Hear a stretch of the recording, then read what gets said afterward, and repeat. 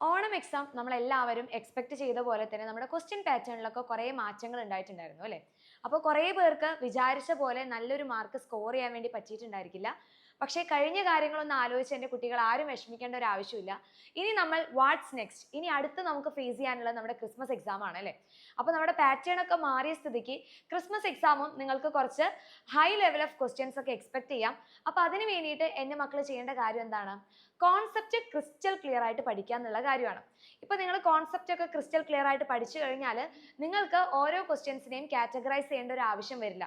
Easy question എന്നോ medium question എന്നോ അല്ലെങ്കിൽ ടഫ് ക്വസ്റ്റ്യൻസ് എന്നോ നിങ്ങൾക്ക് കാറ്റഗറൈസ് ചെയ്യേണ്ട ഒരു ആവശ്യം വരുന്നില്ല. കാരണം കോൺസെപ്റ്റ് മനസ്സിലായിട്ടുള്ള കുട്ടികൾക്ക് എല്ലാ ക്വസ്റ്റ്യൻസും കൃത്യമായിട്ട് ആൻസർ ചെയ്യാൻ വേണ്ടി പറ്റും. ഓക്കെ, അപ്പോൾ കഴിഞ്ഞ കാര്യങ്ങളൊക്കെ ഒന്ന് മായ്ച്ച് ഇനി വരുന്ന എക്സാമിന് വേണ്ടിയിട്ട് എൻ്റെ മക്കൾ എല്ലാവരും ഇപ്പോൾ മുതൽ തന്നെ പ്രിപ്പയർ ചെയ്ത് തുടങ്ങാം. അതാണ് നിങ്ങൾ ചെയ്തിട്ടുള്ള ഏറ്റവും വലിയ രണ്ടാമത്തെ ഒരു മിസ്റ്റേക്ക് എന്ന് പറയുന്നത്. അവസാന സമയത്തോട്ട് പ്രിപ്പറേഷൻ ടൈം മാറ്റി വയ്ക്കാം. അതായത് എക്സാം തുടങ്ങുന്നതിൻ്റെ ഒരാഴ്ച മുന്നേ ആയിരിക്കും മക്കൾ എല്ലാവരും പഠിച്ചു തുടങ്ങിയിട്ടുണ്ടായിരിക്കും അല്ലേ? പക്ഷേ ക്രിസ്മസ് എക്സാമിന് നമ്മുടെ സിലബസിലൊക്കെ കുറേ കാര്യങ്ങൾ നമുക്ക് പഠിക്കാനുണ്ട്. ഓണം എക്സാമിന് വളരെ കുറച്ച് ചാപ്റ്റേഴ്സ് ആണെങ്കിൽ ക്രിസ്മസ് എക്സാമിന് നിങ്ങൾക്ക് വളരെയധികം ചാപ്റ്റേഴ്സ് ഒക്കെ പഠിക്കാനുണ്ട്.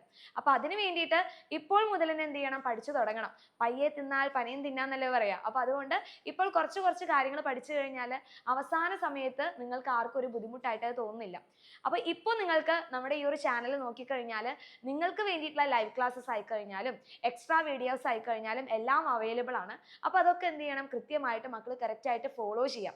അപ്പോൾ ഇതുവരെ നമ്മുടെ ചാനൽ സബ്സ്ക്രൈബ് ചെയ്യാത്ത മക്കളുണ്ടെങ്കിൽ വേഗം തന്നെ എന്ത് ചെയ്യുക? ഈ ഒരു വീഡിയോ ജസ്റ്റ് ഒന്ന് പോസ് ചെയ്തിട്ട് വേഗം തന്നെ സബ്സ്ക്രൈബ് ചെയ്യാം. പിന്നെ നമ്മുടെ ഈ ഒരു ചാനലിനെ കുറിച്ച് അറിയാത്ത കുറേ ഫ്രണ്ട്സ് ഉണ്ടായിരിക്കും നിങ്ങൾക്ക്. അവരിലോട്ടൊക്കെ എന്ത് ചെയ്യണം? ഈ ഒരു വീഡിയോ ഷെയർ ചെയ്ത് കൊടുക്കാം. അപ്പോൾ എങ്ങനെയാ നമുക്ക് ഇനി എന്ത് ചെയ്യാം? അടുത്ത എക്സാമിന് വേണ്ടിയിട്ട് അടിപൊളിയായിട്ട് പഠിക്കാം. ഒരു ടെൻഷനും വേണ്ട. നിങ്ങൾക്ക് പഠനത്തിൽ എല്ലാ ഹെൽപ്പും ചെയ്യാൻ വേണ്ടിയിട്ട് നമ്മുടെ എക്സാം വിന്നർ ഫാമിലി ഇവിടെ റെഡിയാണ്. സോ എൻ്റെ മക്കൾക്ക് എല്ലാവർക്കും ഓൾ ദ വെരി ബെസ്റ്റ്.